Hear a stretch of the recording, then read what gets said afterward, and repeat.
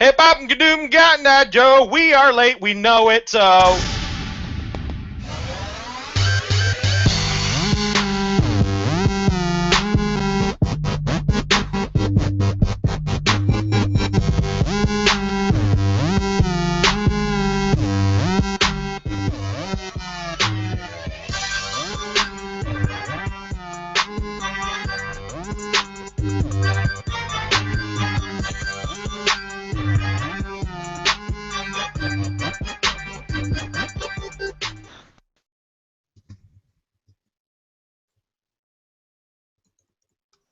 You went complete mute again. Hey, Master, you're muted, baby. No!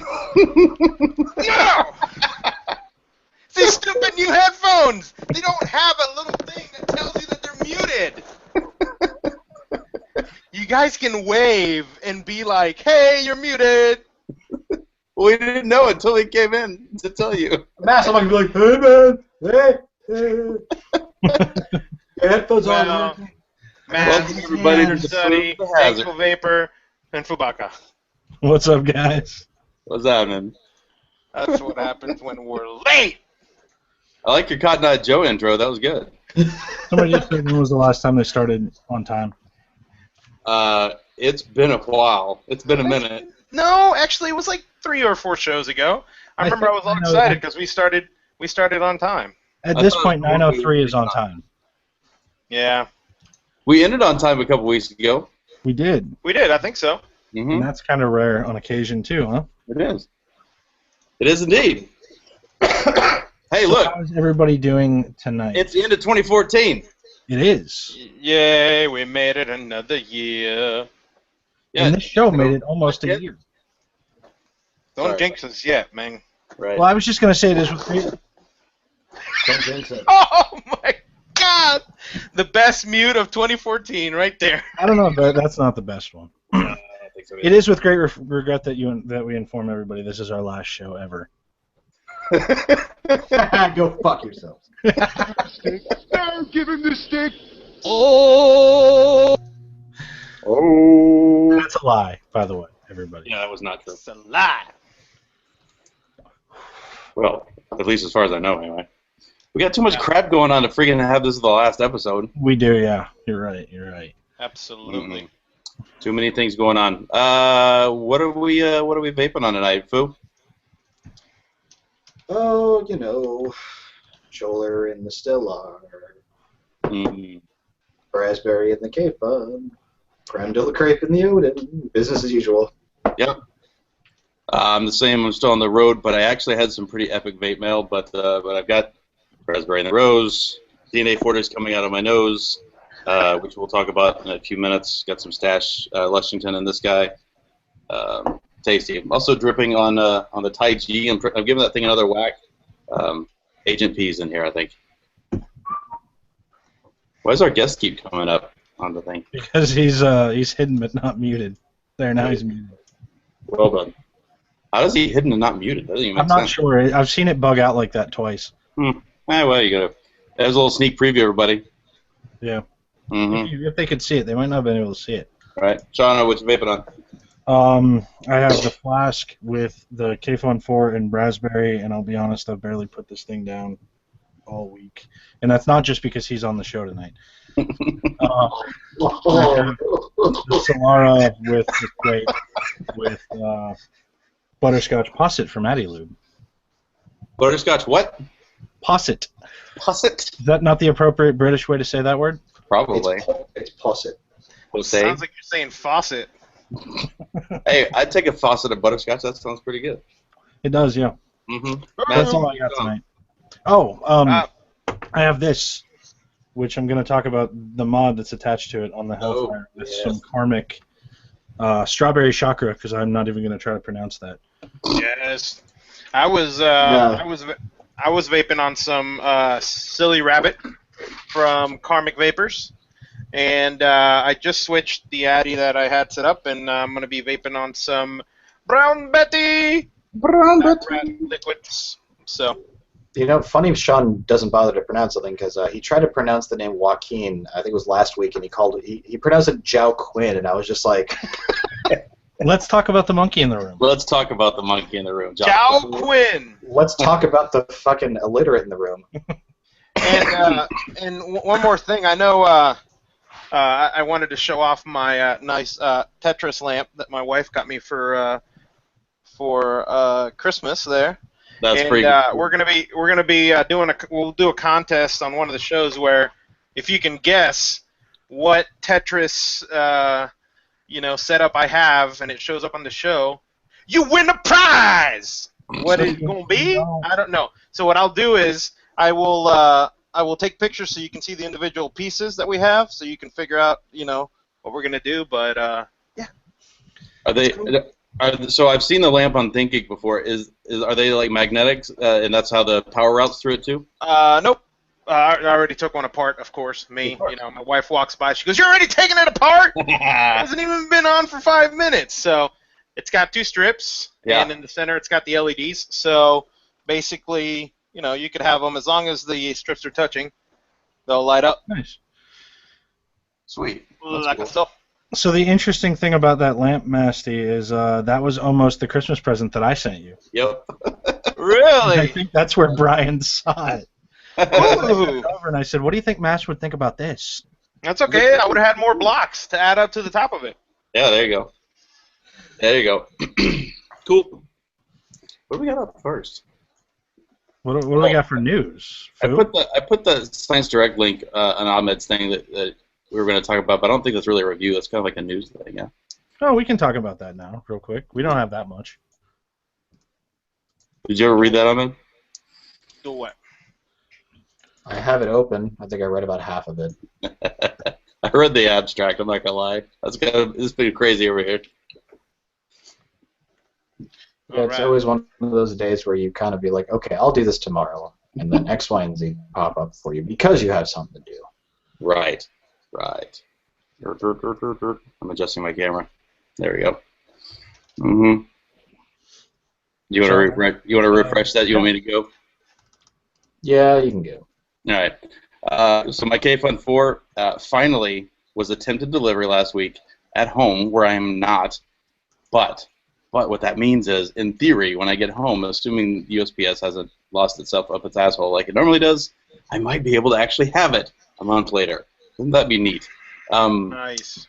Yeah, not too bad. So one of the things I want to talk about was I got my I set my AMODs back because my little button went wonky, which happens sometimes to mods. I sent it off. Alonso fixed it, and he upgraded the box, which is kind of cool. So we now have a freshly polished box, which is not special, but he upgraded the this little guy. So instead of screws, now we have magnets, which is cool. So now we can just pop off the lid and replace our little 650 battery, which I'm excited about.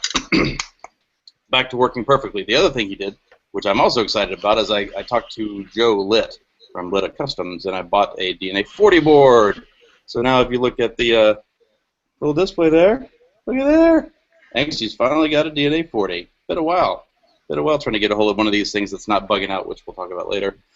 So I've wrapped a dripper, and I've wrapped a K-Fun, and I beg your pardon? Well, I'm getting there. That's next up. That's next up.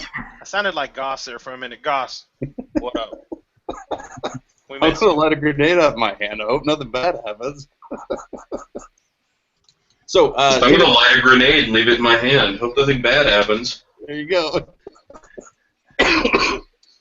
So DNA 40, which I think we should probably talk about at some point. I don't know that we need to talk about it tonight. There's a lot of other stuff we've got to discuss, I think, unless Sean wants to. And Massey has talked about it quite a bit already. This is just, I finally have one, so I've got a little experience with one now, which we should talk about. But before that, I also am going to say my baby's back. Oh, my Master Mods Micro DNA. So little. It's so little. It makes me so happy. Cute. And the super neat part, besides the fact that I got my baby back, is this. Oh, there's another one. There's 2 of them, and I got them both in my hands. 2 of them in the world, and you have both of them. Oh, you got interracial twins. Interracial twins. So the neat thing about this guy is it's also a DNA 40, which is what Mass was just giving me a hard time about. So this little guy, his little DNA40 is so adorable. And he even custom made the switch for me. It's nice and squishy instead of the somewhat firm tack switches. But the best thing about this is paired with the Tobe, with the Chuff Tap, the new Chuff grip top, which makes the Tobe uber tiny. Oh, look at how fucking sweet that is. This is... I've been using the doo-doo out of this thing. I mean, I just go right to the battery because it's been so good. You might lose that in your pocket. You could lose this in your pocket, but it's Derringer for that thing, man. I think I might need a Derringer, but I wouldn't have a Chuff top on it. That's true. I think we're going to talk about the Derringer pretty quick, but I don't have one. I didn't know these guys were ordering one, otherwise I would have, because that thing looks really cool. But still, this thing, come on, this thing's great. So you're going to give everybody the bad news about the A-mods, too? The bad thing about the A-mods, oh yeah, so I was using this thing, and the reason it took so long to get back from Alonzo was not because of him, is because we're trying to get a good DNA40 board. The first one he put in here had the whole screen lock-up thingy or whatever. He shipped this to me with the new batch of boards that came back, and I've been using it for, 3 or 4 days now, and then like an hour before we went live, it screen locked up thingy. Which was unfortunate. But now that I know what happened, if you pull it out, you can pull out the battery, you can reset it. The other thing that I did find out that happened is when it turns itself off after 30 seconds or whatever the board's timeout as, it seems like it fixed it too, because it happened twice. Yeah. Now, and you were at least able to reset it because you could easily access the battery compartment of that device. So remember that, folks, when he's talking about resetting his device, he's able to easily access that battery. So if you're not able to easily access that battery, things will get a little bit more complicated when you have to reset a DNA device. So. Right. Because like the old ones, if you did ever have a problem with the DNA30, you could always get in there with something conductive and short it from the 510 positive pin, which my camera's backwards. There we go.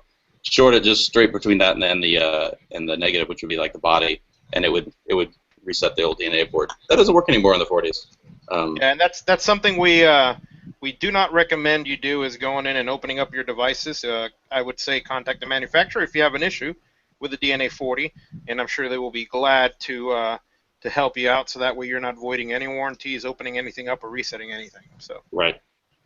Unless you're masked with your Christmas present T-shirt, which clearly states, "I avoid warranties," which is. I avoid warranties. It happens. I've got a lot of hate coming in on the chat, probably because I have both of these on my case. Probably. Yeah, and those were not specifically made for Angsty. I've had the one he sent back to me to try to spruce up a little bit for him, and that one was made a long time ago, and so it's not like I'm actively making those. I'm waiting a little bit to see how everything turns out with the DNA boards. I don't know if you guys saw, but I posted a picture which we'll show tonight. The DNA40 large screen edition, and so once all that stuff settles, and we'll be possibly making more of those. So. Yeah, no, Foo's right in chat. So first of all, I'm getting a lot of fuck yous, which is okay, fine. It says I'm super potato. That's entirely possible. I'm next door neighbors to my parents' house. This house is empty, and they said that my parents are house sitting in, and they've got shit internet. So sorry if I'm potato. That's possible. We'll be back to the old FiOS big fatty pipe next week from the home office. So. Do you want to talk a little bit about the 40? I think we're going to talk about it a little bit with the guest, and then probably next week we should talk more in depth about it. Sure, that's fine. I mean, I've only been using it for a few days. I have after we cover it with a manufacturer too. Yeah. I've wrapped a few nickel builds. It's not as bad as I thought it would be. But yeah, we can totally talk about all that stuff. Nickel wire. Nickel wire. We can talk about all this stuff next week. No problem. Nickel wire. Ahmed, you ready for that article? Nope. All right. I'll run with it for a minute. So a study went up I didn't know. I didn't know I was actually going to originally run with it, but yeah. The acute effects of electronic and tobacco cigarette smoking on complete blood count.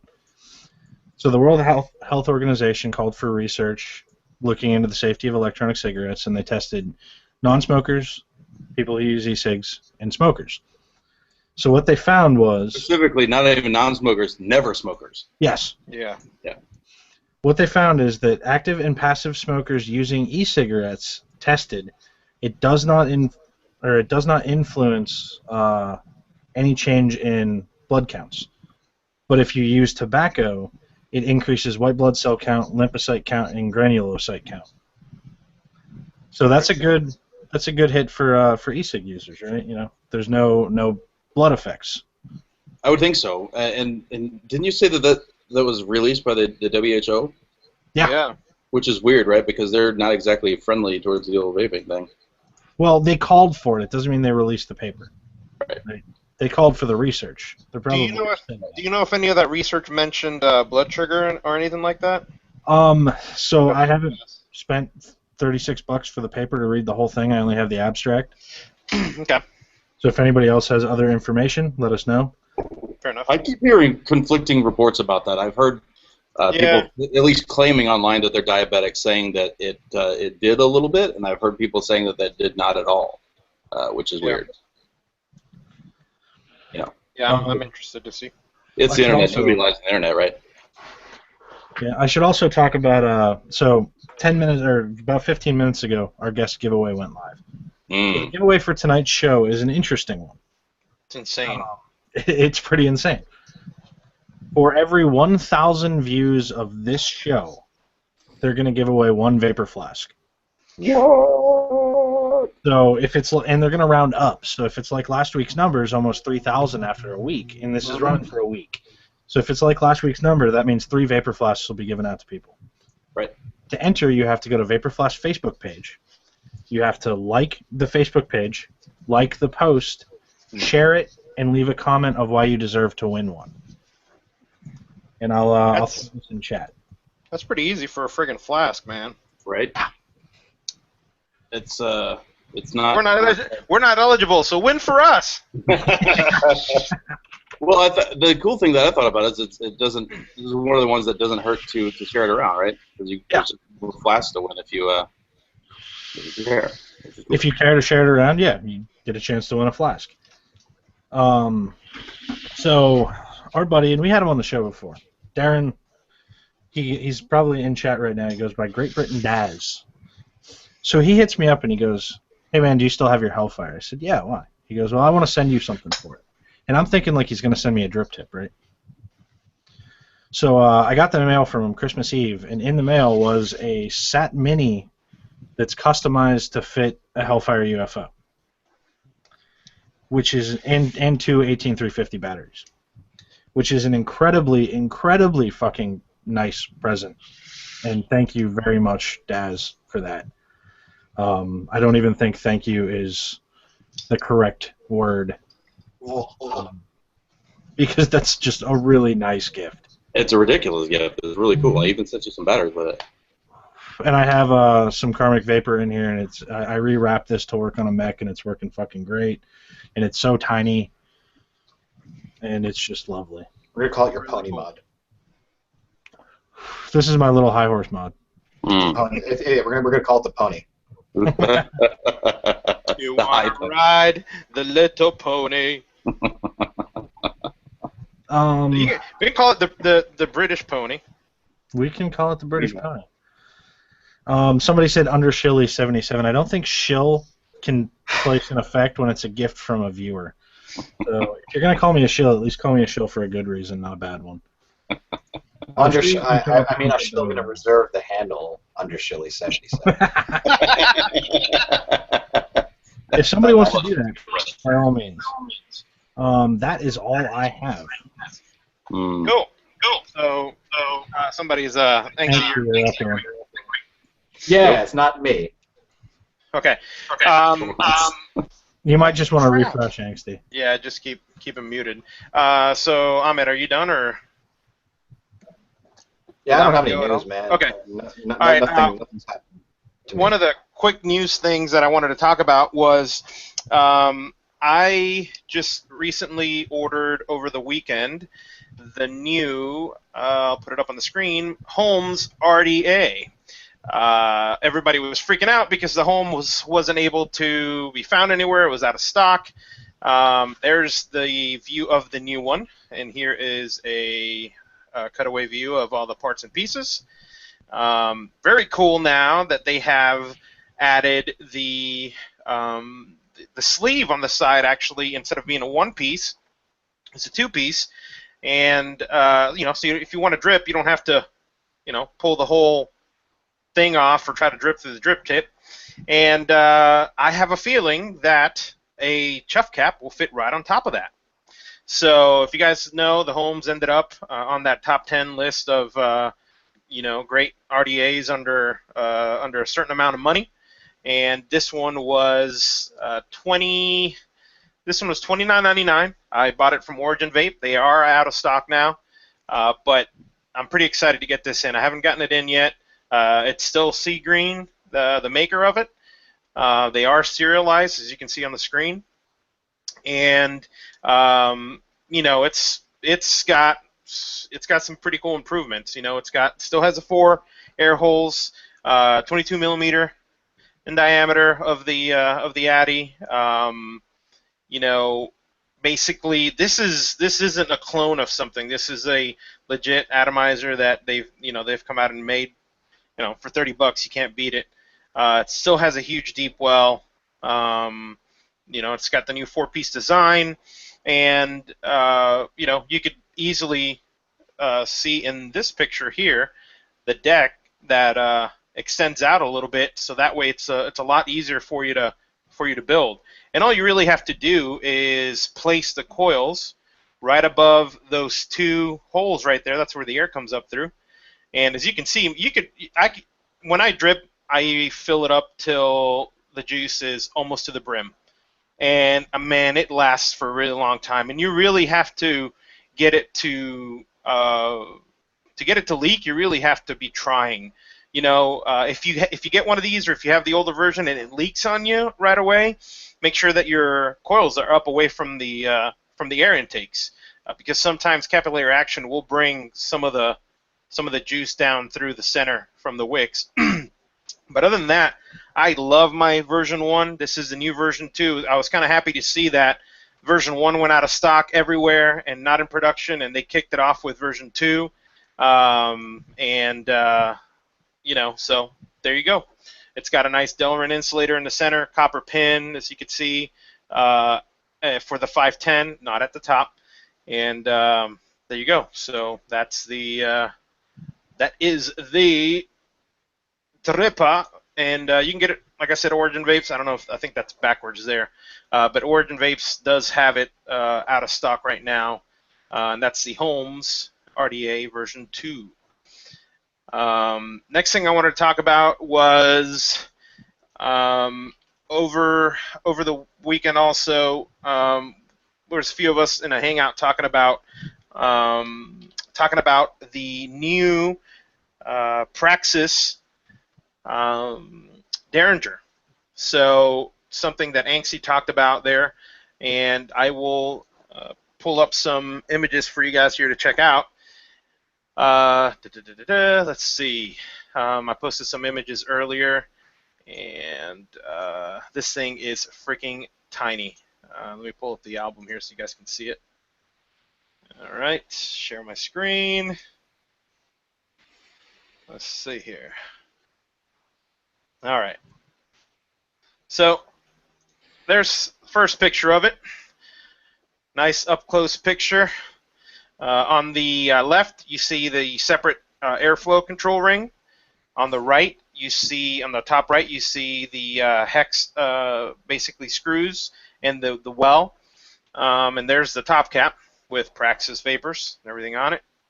And this is really cool. This the side shot there with a penny next to it. Okay. You see the air holes in there. Here's another side shot. And let's Let's see, this one is the measurement from the pin. The center pin does stick out a little bit, which is, you know, something you want. It's good. You don't want it completely flush because that can cause some issues. This is without a drip tip. There's another measurement of just the deck and the overall measurement. I mean, this thing is tiny. Here's the air holes, 1.85 millimeters on the air holes. Now, and I think one of these pictures might show it. These air holes have, it's very interesting. These air holes, the center one is a straight punch through. The other ones are angled. And they're angled inwards, basically. One's angled to the right, one's angled to the left, and that's kind of interesting to get that airflow moving within the Addy. So, and I just want to touch on one more thing before I forget. This airflow control ring, as you can see here, it has 3 settings. So you could run a single coil on this if you want, or you can run dual coil. Okay, so you could have one of the 3 sets of air holes shown. Actually, that's a good one too. You could see the airflow. Let's see. We can I thought you were talking about they're going to be pointed inwards, but they're not. They look like they're pointed to the side, so it goes cyclone-y, huh? Yep. Let me pull it up here on the screen so you guys can see this. Hang on. Yeah, I think when I right there on the top right of the screen, I'm going to do it one more time so you guys can see this. All right, there we go. See up there on the top, on the top right, it's actually, you know, like beveled in to try to like swirl that air around. That's really neat. So, there's that shot, and then let's go down to the other measurements that I had on here was the air holes, and this was the deck measurement. So this is measuring down from the top of the deck down into the well. So we got about a 4.5 millimeter deck and well, which is really good size for how small this thing is. And so there you go. And we got it in today, and I've been vaping on it as a single coil. I just rebuilt it with a dual coil, and we'll have next week we'll have a full review on it. That's cool. That makes me want to go find one. Yeah, that's sweet. I'm looking forward. Yeah, they sell for about $75, and I bought mine at vapeevo.com, and that's with 1 E. I'm not sure if they have any of them still in stock, but I purchased mine, like I said, at Vapeevo. Yeah, mine should be here in 2 or 3 days. I'm looking forward to it. Yep. The super tiny drippers. So, I think that means it's about time to good time to introduce our guest then. And our guest tonight, and I'm watching him get ready, is Charlie from Vapor Flask. Welcome. Howdy, and he's muted. Yep. Gentlemen, how are you? Not bad. How you doing? Oh man. Howdy. Hey, he changed shirts. I was gonna say he did change his shirt. See, this is what happens before the show that people don't know about. We have to explain this so people get it. So I come in, and it was just Angsty and understudy sitting in here, and I'm like, oh, hey, how's it going? And they're talking about his, you know, Georgia hat, and Amit's talking about the Green Bay hat that he's got on, and I noticed that he's got a Georgia hat, and he's got a 5 Ponds shirt on. And I said, oh, he's going to get lit up tonight when people see him with the friggin' 5 Ponds shirt and the Georgia hat. So he went and changed. He shouldn't have changed. I wasn't going to say anything, but now, you know, we kind of have to. So. Well, the thing is, at the end of the day, a T-shirt's a T-shirt to most people. Oh, yeah. Yeah. Why wouldn't you wear free shit? Right. Exactly. I just wanted to go and represent the company, you know. There you go. That's a good excuse to save face on that one. I already thought about that. So why don't you tell everybody about yourself a little bit? Yeah, absolutely. So I'm Charlie. I'm the owner of Vapor Flask. We're located here in Atlanta, Georgia, and I've been vaping for about 3 years. I think my story is not too dissimilar to a lot of the viewers of this video. I smoked cigarettes off and on for several years, and then tried just about everything to quit, and vaping got me off of cigarettes. I haven't smoked a cigarette in over 3 years now. For me, I travel a lot for work, and I naturally gravitated towards box mods. I like the battery power. I like being able to plug in a device to charge it. I really enjoyed the DNA 20 and then the DNA 30 interface. And about probably about a year ago now, and I was right when the DNA 30 was being released. I just couldn't understand why high quality regulated devices why you have to either sit there F5ing or spend 2 or 3 times MSRP to get your hands on one. So always let's design a device from the ground up that kind of takes everything I love about box mods and everything I don't like about box mods, and we integrate that into one device. So for me, it was a device that looks great with a 22 millimeter atomizer on it. Was dual 18650 and made 100% here in the U.S. and I think we've accomplished that. You also typically have your product in stock, which was one of my big selling points, and it's not serialized, which I also like. I might be weird in that sense of nice things, but you know, if I like something, I want to be able to go, hey, if you dig this, you can just go buy one. Right. You don't got to spend 6 months trying to get it. I mean, that was important for us when we did the original release. When we did the first release, we a lot of new devices hit the market, and you'll see lists.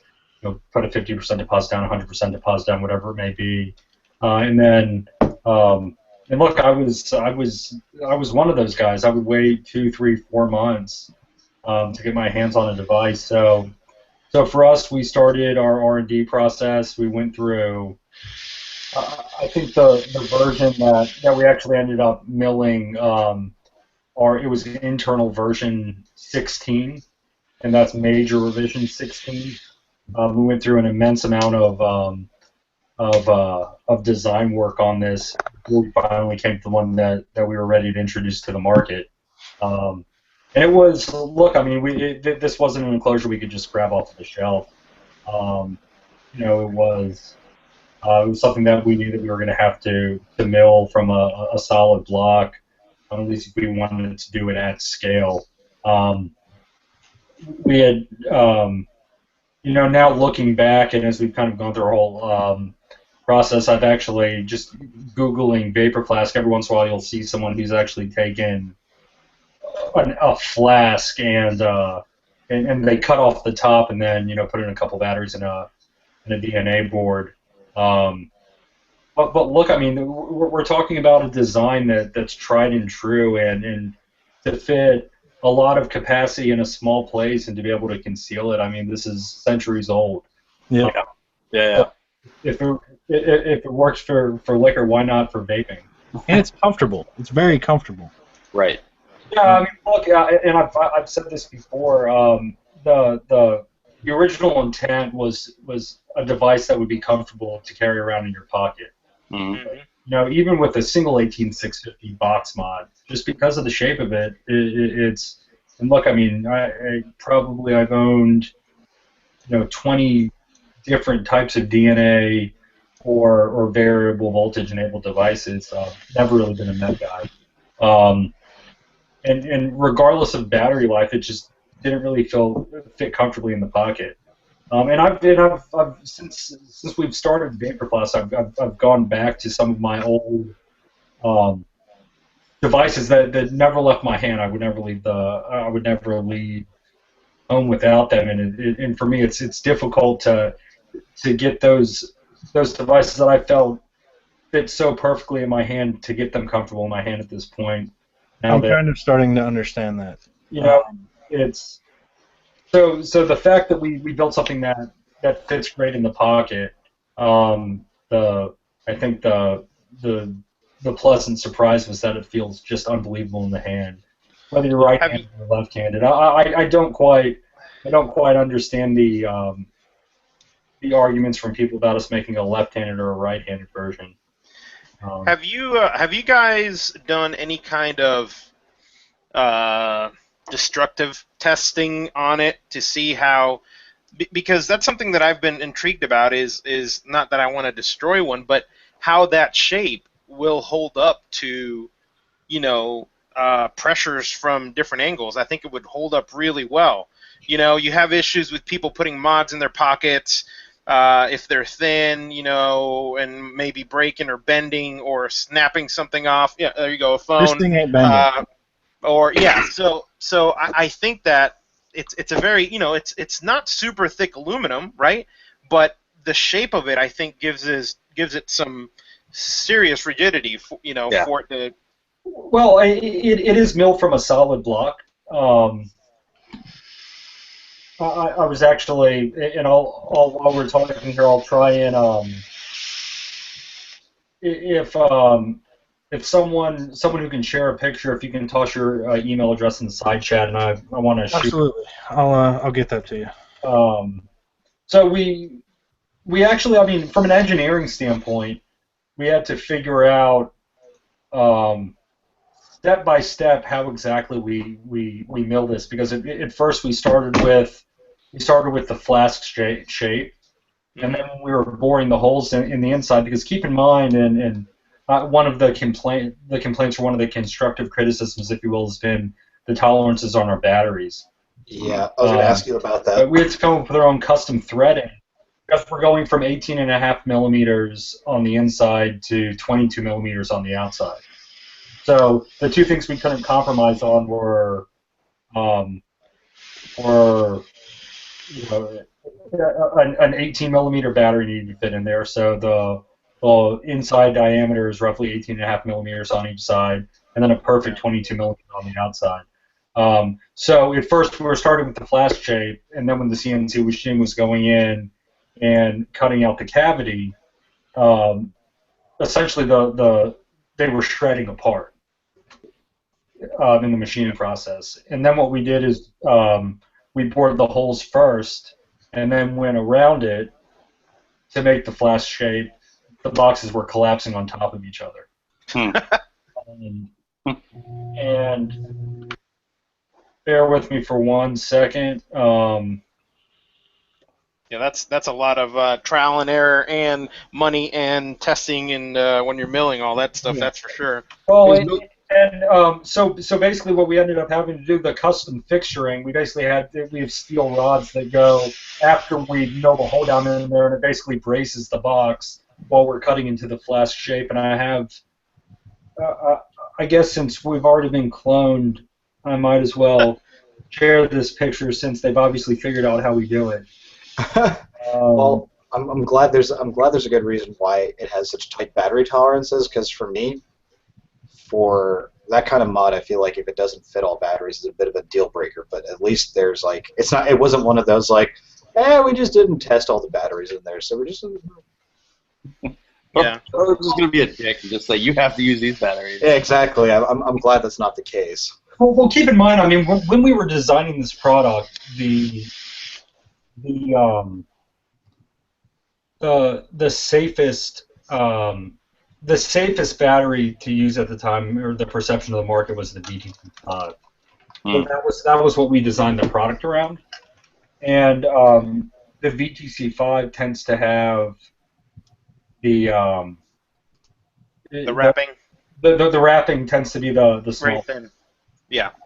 And but then when we looked at it, like, if we wanted to open it up a little bit more, we looked at some of the other batteries that were available out there that people would otherwise throw in there, like the EFES, the 35 amp EFES. We're not huge fans of that. Evolve, they're not huge fans of that. They don't recommend that battery. So right. We just decided to go ahead and roll with the battery tolerances that we had. Did that picture come across? Yep, I got it. So if you want to share that, and I can, because about a month after we started this project, our mill shop is actually in Minneapolis, Minnesota, and I had met the people that we're working with, and that actually mill this out, and as you see, this is an hour. This is an hour and 7 minutes of machining time per each box. Wow, that's pretty cool looking.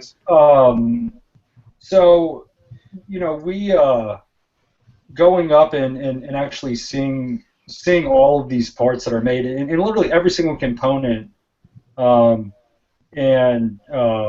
even with version 1 and version 2, and I guess leading up to version, I guess we're calling it version 2.1. We were using the Fat Daddy Vapes 510, and we went and we designed our own 510, and we mill 100% of our components here in the U.S. at the same shop, and I mean they've just been unbelievable. We didn't decide we're going to start a mod company and go buy CNC machines and hire machinists. We basically found an aerospace grade machine shop to basically work with us on the production of this, and they've done just an incredible job. That's awesome. And that kind of brings us in. Of course, one of the first things that was said, and we kind of expected this, was, and let's make it really expensive. So one of the things that I really wanted to talk about tonight is, can you give some insight into, because I mean, you guys aren't making a killing on these.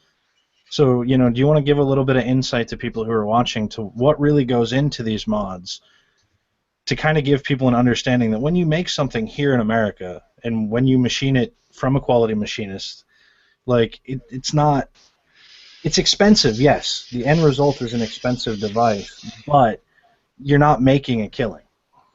So yeah, I mean I can tell you that more than 50% of the cost, more than 60% of the cost that goes in to the product to the Vapor Flask is the milling and the milling. We weren't. It's not like this shape existed out there and it was something that we were just adding a couple of onto. And that's something, yeah. And not to rip on any other modders out there. Like people have asked, like, oh well, like why can't I should pay less than $200 for this, or why should I pay that? And then people make the arguments you're at 30 watts or 40 watts, and how are you paying $300? Excuse me, $299 for that device? But it's not about that. It's about the craftsmanship, and it's about the fact that we've made the decision to create and manufacture a unique product here in the U.S. Yeah. And look, I mean, at this point, we could cut $50 off of the price if we were to go and buy fully built clones from China, rip out the insides, swap the boards, and then build them with that. Yeah. I think people also need to remember too that a good majority of price comes in the fact that you guys sell to distributors and shops who then sell your mod. You don't sell direct, and those people got to make money too. It was when we were looking at our distribution plan for this, we were trying to figure out how exactly do we get these products to the world. It was important for us that we get these into vape shops. Living in Atlanta, one thing that was frustrating, I kind of felt like new products would hit the market, they'd be in California for 3 months, and then once they were old news, they'd kind of trickle over to the East Coast. So it's important for me that a lot of brick and mortar stores in the Southeast carry these, and we've gotten these into lots of stores in the Southeast, and we're really proud of that. What our breakdown is roughly 25% of our devices have sold on the internet, and the other 75% have actually sold in brick and mortar stores. And I'm not sure, who, if you guys have all here, if all four of you have actually held the Vapor Flask, but it's hard to understand what you're getting in this package until you actually hold it in your hand. I agree with that 100%. And that's something too that we were talking at Hangout a few days ago, and someone who had the flask, and Sean, I don't know if it was you or if it was Andy or who it was, but you had an actual real flask, and you had the Vapor Flask, because one of the things that people were saying is, well, why can't you make it smaller? Well, people see the Vapor Flask and they think the size of a normal flask, and it's not. Yeah. It is way smaller than a normal, I don't even know how many mil flask, in all directions. And something else that I wanted to touch base with your milling and your milling time and the materials is, look, that is the reason why you don't see custom milled boxes that are smaller than the Hammond boxes out there, and the ones that you do are above the $200 mark or close to the $200 mark, or at least even above $150 mark for a custom milled aluminum box, because material costs money, time on the mill costs money. So that's another a point to touch to about, it's not just, okay, you're milling a weird shape, or you're milling a shape of a flask or whatever. Even a square box that is, nothing fancy on it, just some holes on it, it's going to cost you some money. I think, what's the Atlas? Is it the Atlas or I forget the other one that has the SX chip in it? Yeah. Which one is it? It's the Atlas. The Atlas. Okay, so the Atlas, that's a high-end, I would consider it a high-end mod, because that is a milled out of billet box, and it's going to cost money to mill it, and it costs money for every one. So absolutely. And look, I mean, it's the same discussion about we can talk about the pharmaceutical industry. Yeah, to make that one life-saving pill, that one pill might only cost a few cents, but it sells for $20 or $100 per pill. But the amount of time and effort and energy it went into actually coming up with that. I mean, we were working on this for 6 months and spent more money than I'd like to admit to my wife. Don't we all? on the iterations of this, and we were lucky enough to find a machine shop that understood our vision, was willing to work with us. But we met with no less than 20 machine shops, and one meeting that we had, I was sitting with the client manager and the machinist, and this guy's sitting here. He hasn't talked the entire meeting, and he's sitting here, he's kind of scratching his face, and he goes, we could cut like 75% of the cost out of this if you just went ahead and got rid of this curve. Mm-hmm. Yeah, and I remember I looked at, I had a summer intern with me, and I looked at my summer intern and like rolled my eyes, and then we just got up and left. Because like the whole point was to come up with a new unique form factor for this. And it was, look, all I can say is I'm glad that the reception has been good, because what we went through to actually get there to something that was functional, and once again that we could do at a manufacturer's level here in the United States. It was I guess I understand why these devices cost what they do. Yeah. So what's Vapor Flask have coming down the line in the future that you can? I want to say one thing about the current product first. Yes, I absolutely do. People were talking, and because I said the same thing. I think it could be smaller. But after using one for a few weeks now, I don't want it to be smaller. I really don't. It is legitimately like the perfect fit in my hand, the way it is. So, it really is one of those things that you have to kind of hold and play with to understand. Yeah, I haven't handled an authentic one. I've only played with a clone. Well, I didn't know it was a clone at the time. It's interesting though. The way I always saw the Vapor Flask was, it's like the fancy man's mod if you wear a suit or something, or a jacket with an inside pocket, like a flask. But what Mass was saying earlier, I mean, it's like the size of like a Major League alcoholic flask. Right.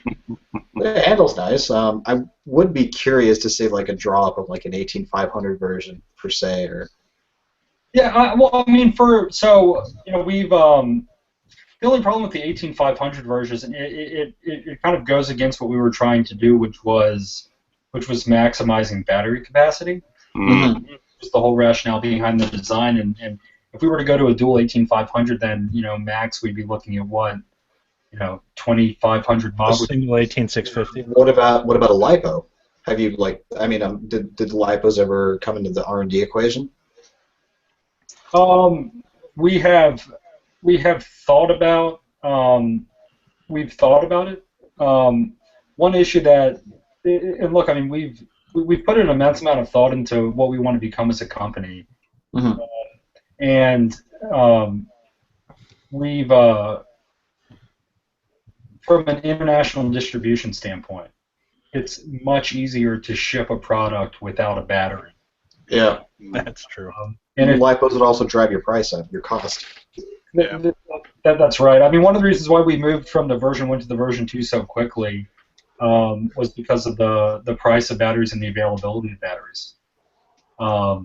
The version 2, we ended up coming out with that version probably, or with the user serviceable batteries. We came out with that, I think, like 6 weeks after the version 1. Number one, the prototyping went much faster than we had anticipated.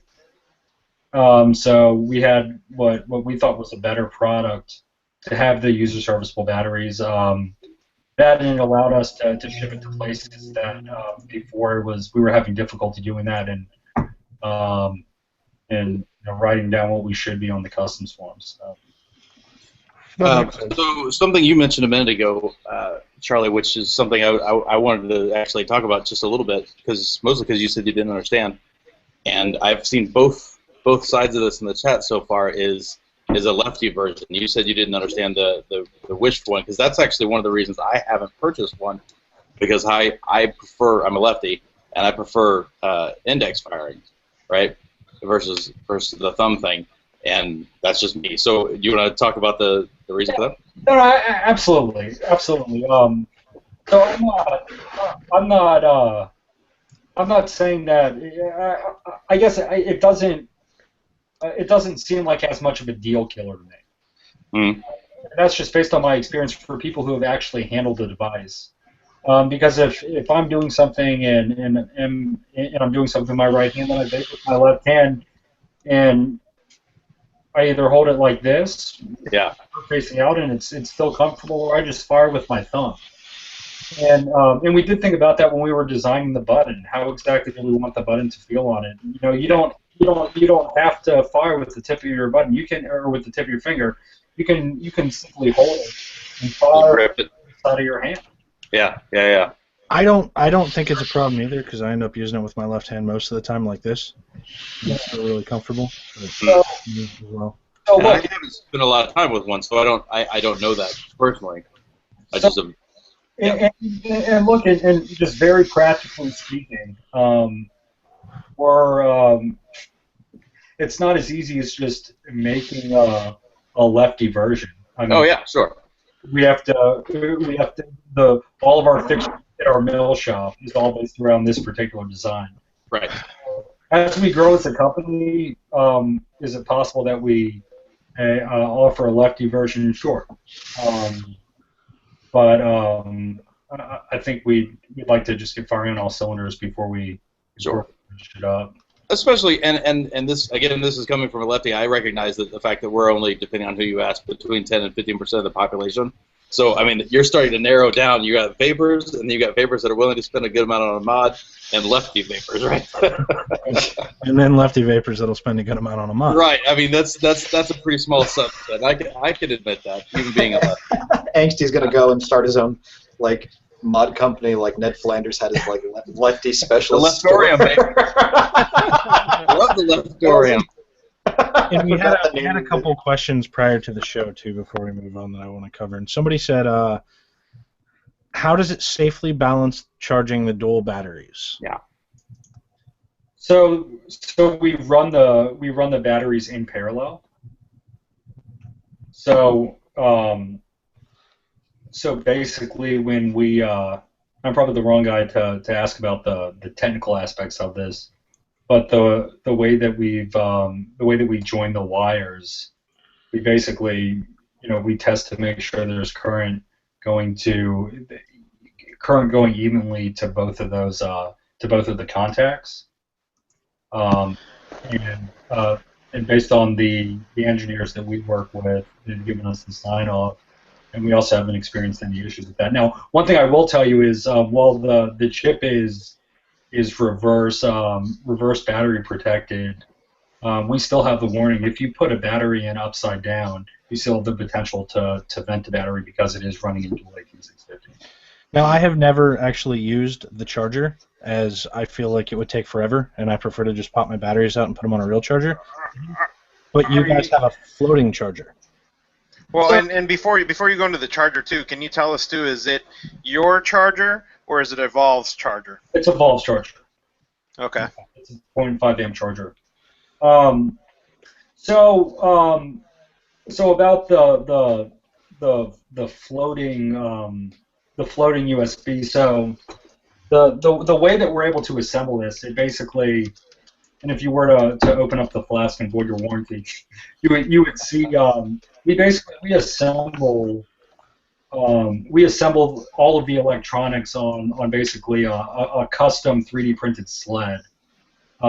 So I can take all of the guts and swap out the guts in roughly 5 minutes. There's no way to get to the USB port. So basically, to get to the USB port to quote unquote mount it, but it's also part of our venting system. If the battery were to vent, this is a vent point. So we just, from a design standpoint, we don't want that epoxied in place. Right. We also have an epoxy-free assembly. We use 0 epoxy whatsoever in our assembly. So it basically, it's framed in. I can actually find another picture at some point in here. Now, why don't I do that? You can. I'll toss you a softball while you look for that picture, Charlie. Are you one of the guys in the chat said, is Charlie drinking out of a mason jar? If so, mad props. I'm not. I'm actually drinking out of an East Lake tumbler. Okay. More importantly, I was drinking out of a mason jar. I noticed. You're the owner of Vapor Flask. You probably have a swagged out Vapor Flask that I saw in your hand. Is that cherry wood on yours?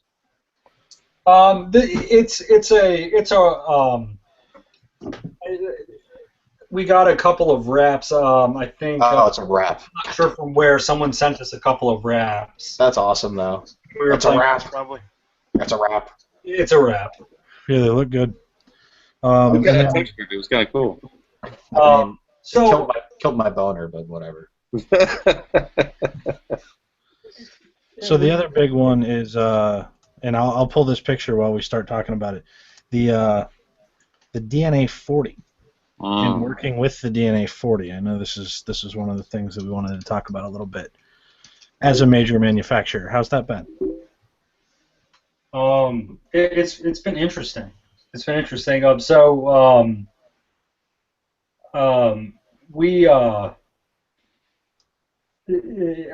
go back to something I said early on in the show. Our commitment was a U.S.-made product, made in America. So we decided early on that we were going to use Evolve's technology,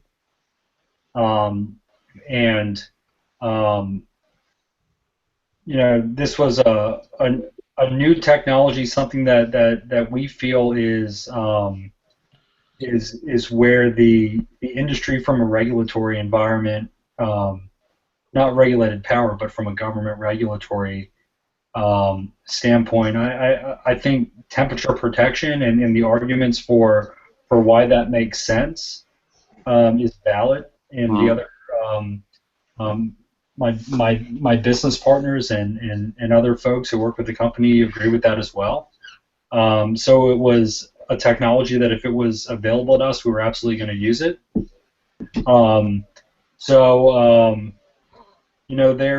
There's obviously pitfalls that come with that.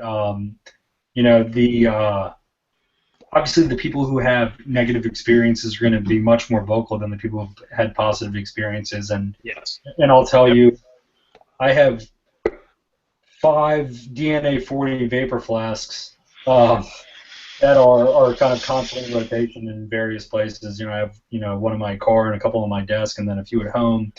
And I've never experienced a screen freeze issue. We were right before we left work for the Christmas break. We were looking at our RMA numbers, and the statistics that Evolve has shared and other modders have shared is what we've experienced. It's been about an 8 or 9% screen freeze or failure rate, if you will. I also think that there's also a distinction to be made between a screen freeze where you literally have to reset the device, and a screen scramble. Right. So there have been several iterations of the programming and the configuration of the DNA40 board that you wouldn't know, that you wouldn't be able to identify unless you're actually working with the boards every day. You're actually looked at the serial number of the programming. But if it's something that's been assembled in the last from a batch of boards in the last 5 or 6 weeks, your screen might scramble, but locking it and unlocking it basically gets rid of the scramble, so you don't even need to reset the device. Right. So, and that's frustrating for us as manufacturers because it's more visually annoying than an issue with respect to function. Right. But that's not an excuse. If someone pays $299 for a device, it should be functioning perfectly, and we stand behind our product. And although we don't claim the issues, we've made the decision as a manufacturer to use the DNA40 board. So to the extent that you do purchase a Vapor Flask and you have a screen freeze issue, we stand behind the product and we fix that for you and on our dime. So. And you guys are taking care of that internally, right? Not sending. That's right. When Evolve and us as manufacturers, when we first realized this was an issue, Brandon, I think, and look, this was somewhat unheard of. He basically said, we'll take care of the RMA process for you, and he'd offer that up to all the major manufacturers or anyone who was manufacturing with the DNA40 board. But at the end of the day, there was gaps in communication. If people were sending their mods into Evolve, they're not in the business of building mods or repairing mods. Now, look, we train them to on our build, and they're absolutely qualified to do it, but not in the timeline, not in the end. And at the end of the day, if people purchase a device from us, we decided to go ahead and take on the responsibility to fix those devices. Now, little did we know that we've had a couple of people who've gotten 2 or 3 boards with screen freeze type issues. We know that up until the last iteration of the board, cold weather, based on the tolerances of the components on the board, exacerbated the screen freeze issue. So we've kind of tracked where our RMAs have come from the screen freeze issue. We've had a lot more screen freezes up north than we have had down south. Is that right? I hadn't heard that. Yeah, that was interesting. And for me, the handful of times I've experienced a screen freeze issue, it's been when my flask has been, or I've had a device sitting in my car overnight, and it got really cold, and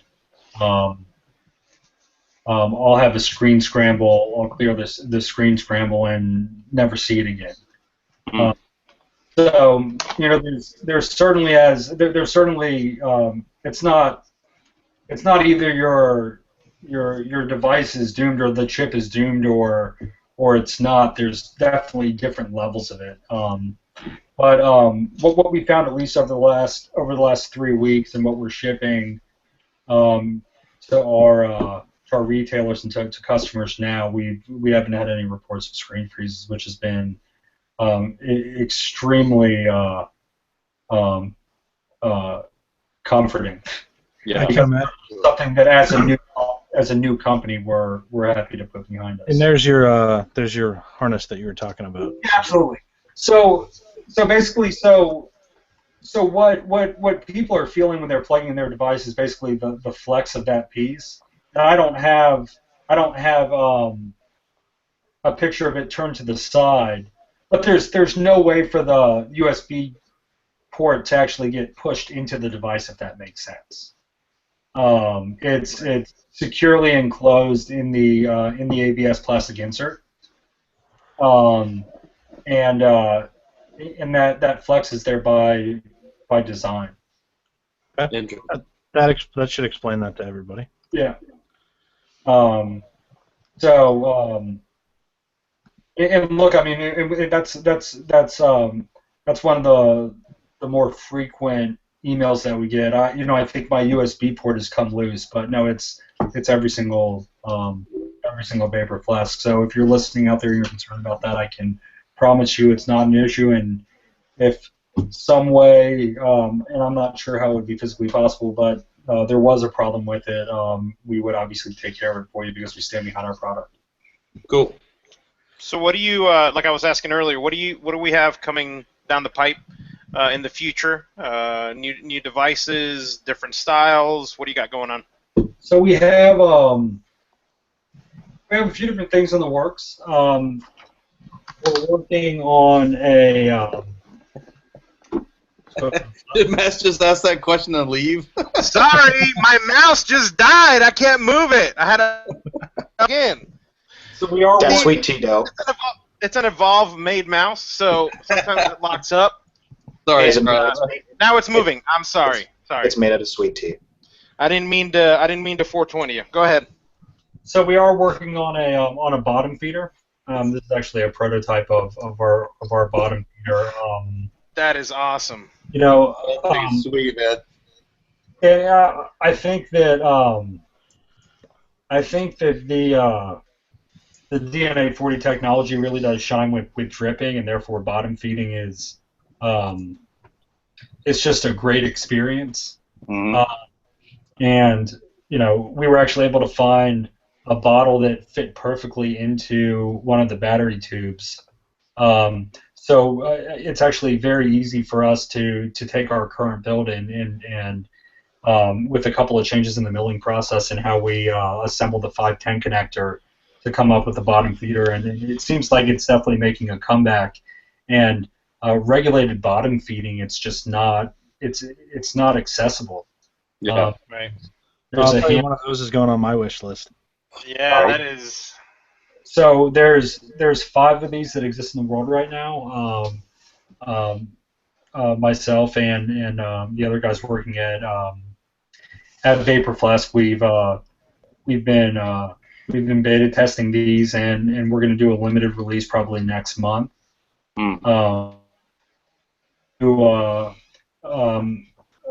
A few special editions color-wise that we're introducing in the first quarter or probably next month.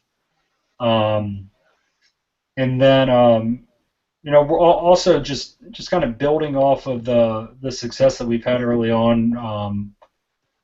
We're alpha testing, we'll call it, a dual dripping atomizer. Now, is that going to work as a bottom feeder as well? It will have a bottom feeder adapter. Awesome. It'll have a bottom feeder adapter, but as a kind of a flavor-oriented dripper, we think it's unique. But more importantly, we're milling it at the same shop that we are the Vapor Flask, so the quality is just absolutely fantastic. Oh. I got two questions. First question is, are you planning to stay with the current size DNA 40 board and versus the larger screen DNA 40? And second, have you thought about, or is there anything in the future using something other than the DNA board, since you do have dual batteries? So something, for example, like a Yeehee chip or something like that in the flask. So we currently don't have plans to use any other technology as it stands right now. Okay. Like I said, I mean, we're committed to making this in the U.S. And look, I know that the DNA 40 issue has been frustrating, but Evolve is a great company. They're an innovative company, and we absolutely stand behind them. Mm-hmm. What was the other question? The other question was the screen size. For us, that's not something that we're really looking at right now. I mean, yay! and we'll go back to that because the Flask is so nicely set up that I think that's the draw to using also the DNA 40 and DNA 30 and the screen size. The screen size of the DNA for me has got to be one of the main selling points, I would say, because of the small size. So. Well, yeah, and when Evolve announced that they were going to be coming out with that, we certainly looked at whether or not that was something that we wanted to do. It would have been very difficult based on how we've designed our product with the screen on the top of the device to incorporate that and then securely attach the top without major changes to our design. And we think that honestly that's one of the more intriguing parts of our device is the fact that, especially with the temperature protection, you can figure out what's going on in your device without looking in a mirror. Yeah. Right. You can actually look and see what's going on, and I think that especially as people are understanding exactly how the temperature protection works, there's the Flask is where it's at. And one of the biggest things that I know people were complaining about, or I guess it should be a misconception, was with the DNA 40 style temperature control, temperature protection style of vaping is that's for people like understudy that have a UFO with the size of a needle for an air hole, and it's all about flavor for him and all this stuff. Well, it's kind of funny. I rebuilt. Here's the Derringer on my iStick DNA 40, and I actually closed off the holes because I built it and I thought I was using Kanthal, and it ended up being nickel wire earlier. So I put it on my SX, and the SX is like low resistance, and it's like a 0.07. I'm like, oh, I must have built it with nickel wire. So I'll take a drag of this.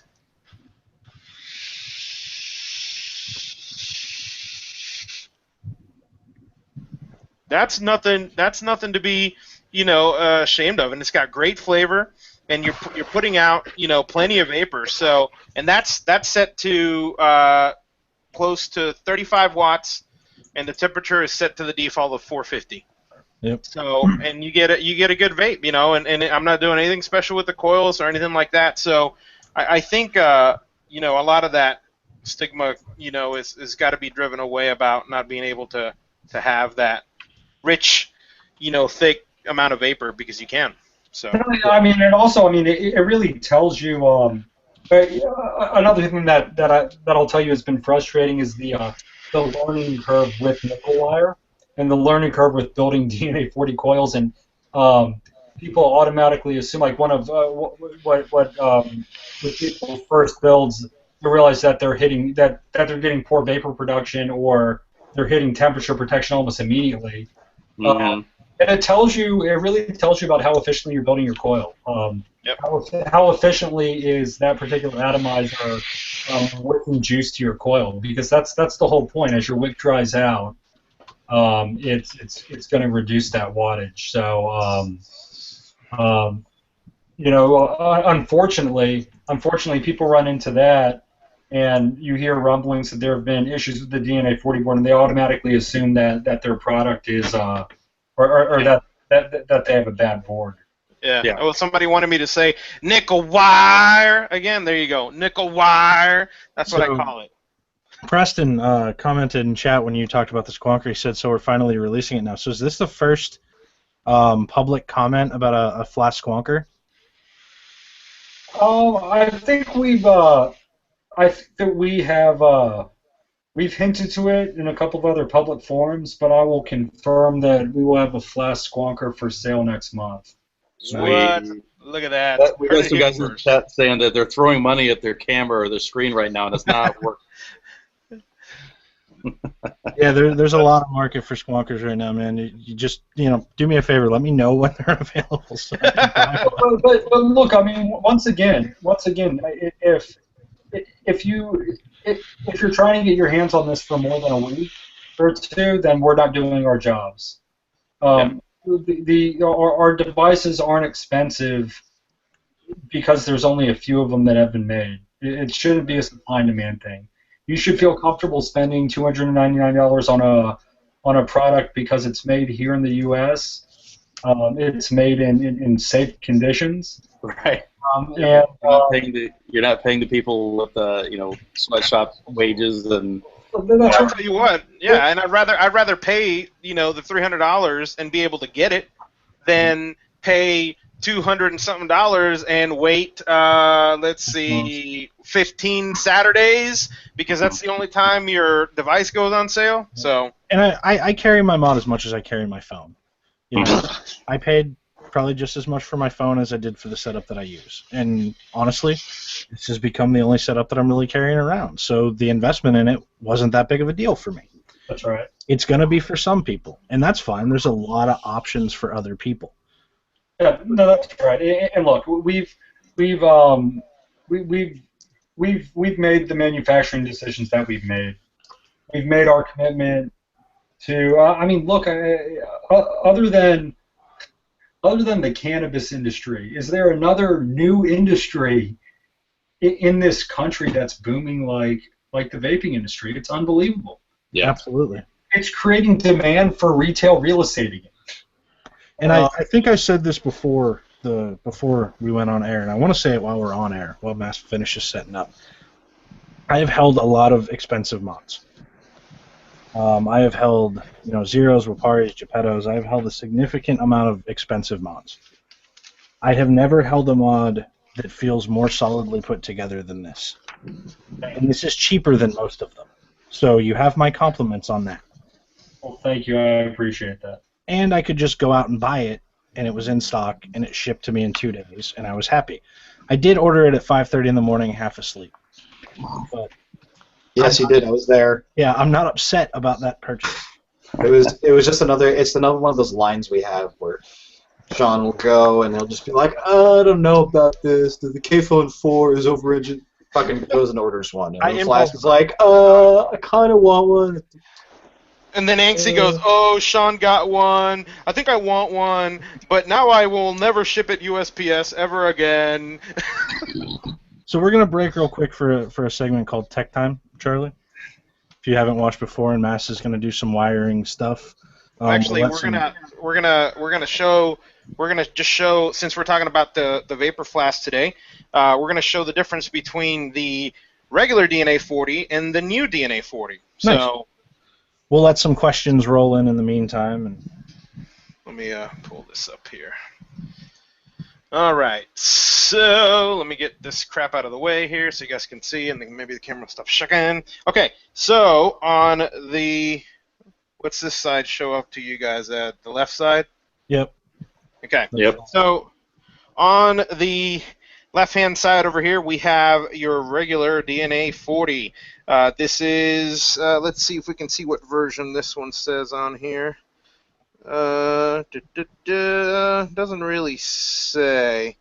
I think this one does, but this is one of the latest ones that's come out. There is no physical difference.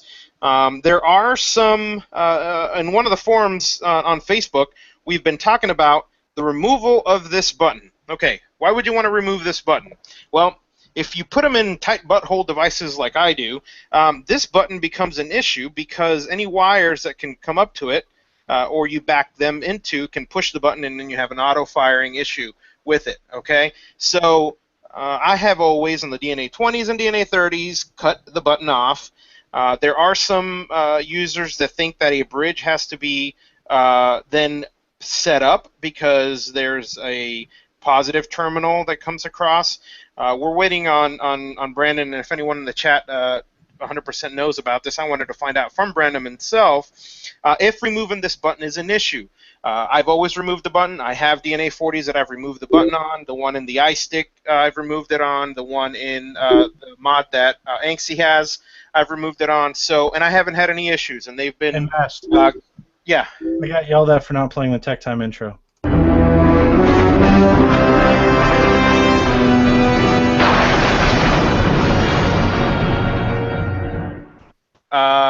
What? I don't have any say into what that music is. Okay, anyway, so these buttons are on, and I don't suggest you remove them until we find out 100% about if they've changed traces. I have boards that are close. 100%. If you remove the button, then without jumping the wires or jumping the terminals, the mod will not function. That's very interesting because I have boards that are just out of right after the betas came out. That basically were the first run production, and that's the board that's in here, and it's the board that Angsty has in his, and the mods work just fine, and they don't have any buttons on them. So, and this was brought up in the I believe it was the DNA TP forum, where other people were saying that they've removed buttons and it's worked. So. Again, I don't suggest you remove the buttons until we find out more. I've always removed the button on all of them, and not knowing any different, I removed the buttons on my DNA 40 mods. I have 4 of them that are working, so 2 of them, one of them being the iStick, the other one being the mod that Angsty has, and 2 other ones, and they've been working fine. So, not sure. Maybe something changed in the design of the board. So. I'm waiting to hear something official from Brandon because, you know, if people are coming to ask me, I want to make sure I tell them, you know, don't remove the button whatsoever, or okay, is it okay? Yes. Is it going to harm anything? No. Then it's optional, but you will be, you know, I'm sure you'll be voiding something. But there you go. So these are the fire buttons here, as you can see. And if, you know, like I said, if someone, I'm not watching chat, so if someone has any more information on that, last I heard there wasn't any official response from Evolve. But you know, I do. Said his functions without the button. Okay, so there's another person that's working without the button. So there you go. Here's the main difference in the boards. You can see some of the writing is a little bit different. Let me see if I can get this to zoom in here.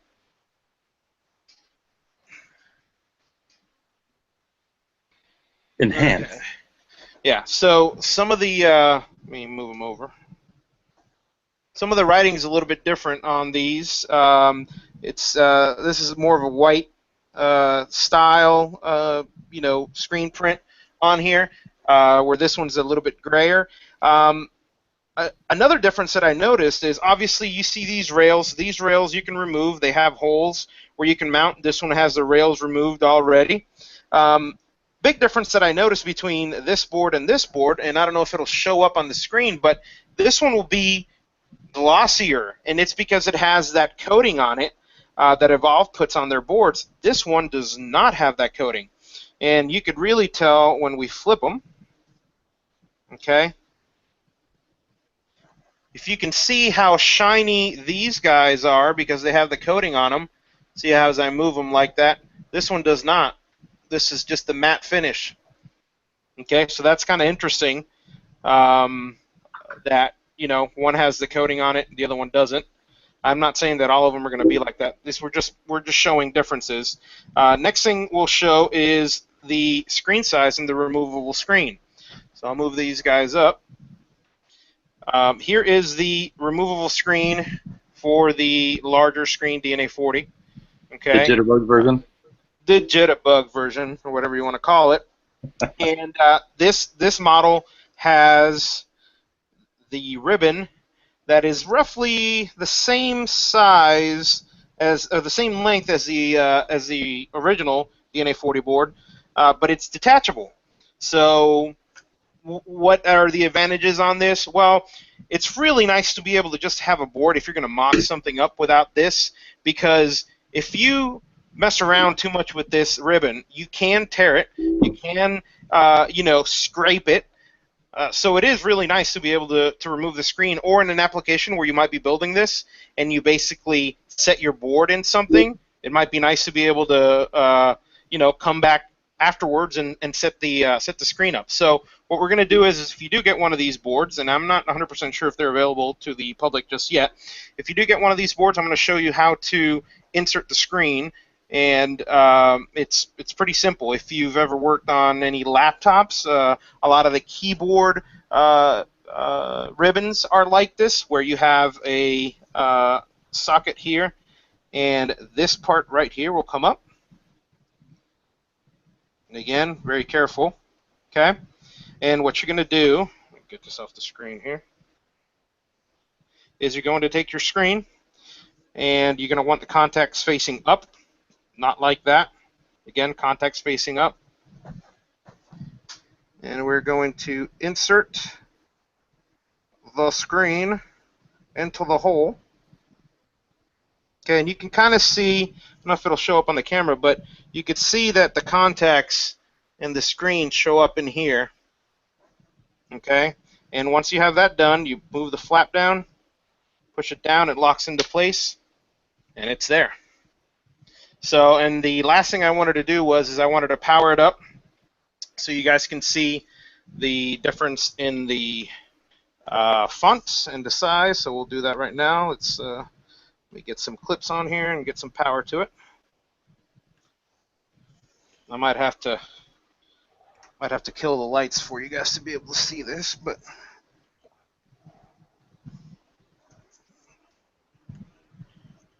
all right. Let's see if this shows up.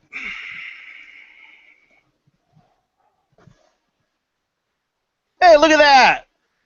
And no, that's not wigging out because of the screen. That's wigging out because of the camera. So that is the 40 there. And let's see if we can get it to light up a little brighter. Let's see. There we go. Hey, that's a lot better. Okay, so there's your... on the new screen, you have your ohm reading up top, you have your voltage, and you have your temperature setting. Okay, and down at the bottom you have your battery level and your wattage, and we will move the wattage up and down here. You guys can see this. Where is my... So we will go... There you go. There's the wattage moving down. Okay, so the glass is a lot bigger than the size of the actual screen. I mean, you could take this screen and pretty much put it over it for the other glass, but this screen's obviously a lot smaller. And we'll fire this one up too, so you guys can see the difference. It's also a different color too, and let's see if the color shows up. Mass, can you move it up a little bit? Yep. Right there. Don't let us know. And crank it back up to 40. Okay. We'll see. I'm going to go ahead and switch it over to the other one, to the other board, so you guys can see the difference in the color of the font. This one has a little bit more of a bluish tint to it, I would say. And all the, like I said, the boards are pretty much identical except for the screen. Get this guy to turn on.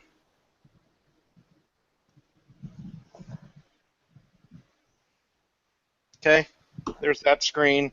Obviously a lot smaller, different color. We'll get the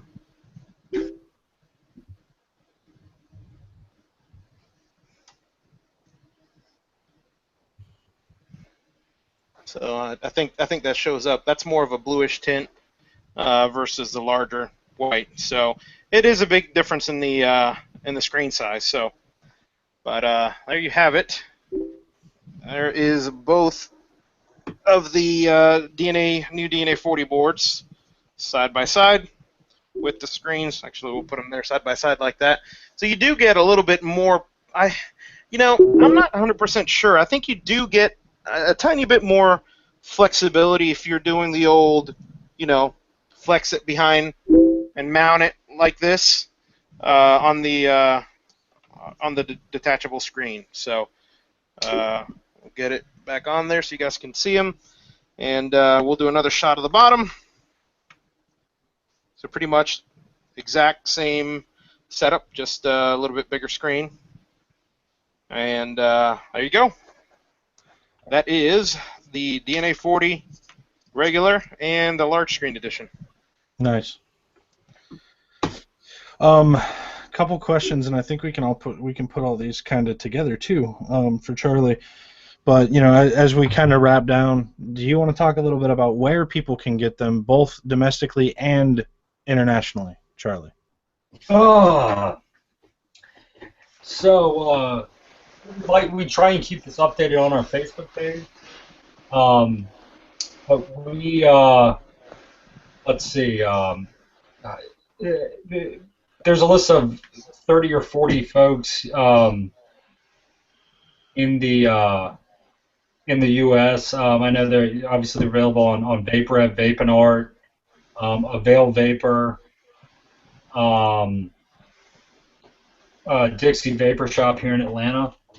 God, I'm probably pissing off so many people right now. That was the plan. We have. Why don't I just go through the countries, and I'll tell you where we're distributing to. They're available in Canada, the UK. We're in France, Italy, Switzerland. You gotta be in the Netherlands, right? So you're almost global, pretty much. We're in the Netherlands, in Malaysia, the Philippines, and in a few stores in Indonesia. Okay, so you are global. Okay. Yeah, we're trying to be as global as possible. So that's the way to be. Yeah, and if you go, I'm going to go ahead and chat post the link to Vapor Flask's Facebook, and there's the list of authorized retailers, and you'll see U.S. online. Yep. Okay, and that'll have all the U.S. ones. Yeah. And Canada.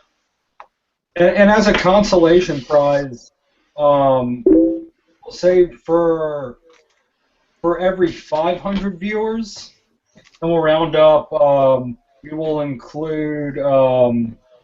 We'll pick. So if we get 2,500 viewers, we'll pick five folks in addition to the people who will be winning a flask. We'll include them in our alpha and beta testing on our dripper that will be coming up next month. Oh wow! What? Damn. Jesus, man, that's very kind of you. God, it's the holiday season. To give everybody some insight on that, if you go to Vapor Flask's Facebook page, you gotta like it. There's a post there too that has a link to this show. For every 1,000 views that the show gets in the next week, they're gonna give away a flask to somebody who likes that page, and likes that post, who shares it and comments on that post. Now, for every 500, they're also going to give away one of the drippers that they're alpha testing and beta testing. So that's potentially a whole bunch of giveaways if a whole bunch of people watch. Which, for the record, we didn't actually ask you to do this. This was all your idea. Yep. We normally make people work for our content. Yeah, but we thank you for that because, that's not bad for us. No, it's our pleasure. We've been, minus a handful of technology glitches we've been dealing with. The vaping community has welcomed us with open arms, and opportunities like this to get these into more people's hands and to share what we've been working so hard on with more and more people. At the end of the day, that's our goal. We got a question from chat. Nay options for non-Facebook people. Probably not. Just get it on Facebook. Deal with it.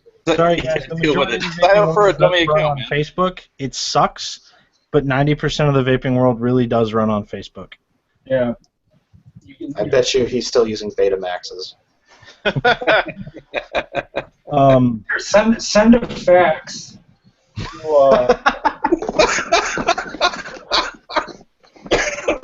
to Preston Kite.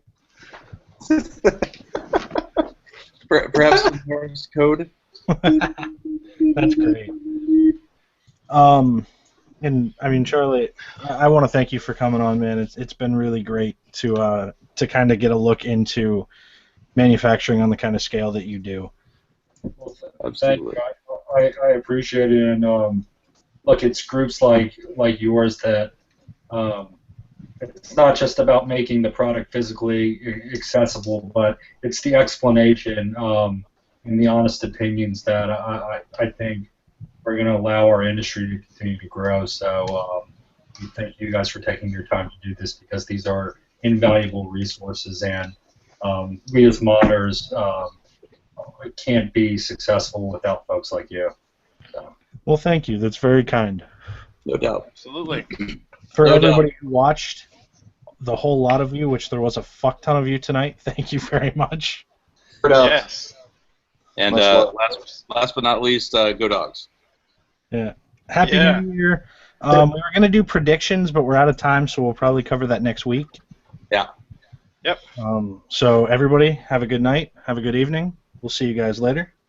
Peace out. Peace. No music because my mouse broke again. Damn it! Mango juice, y'all. Get some. I need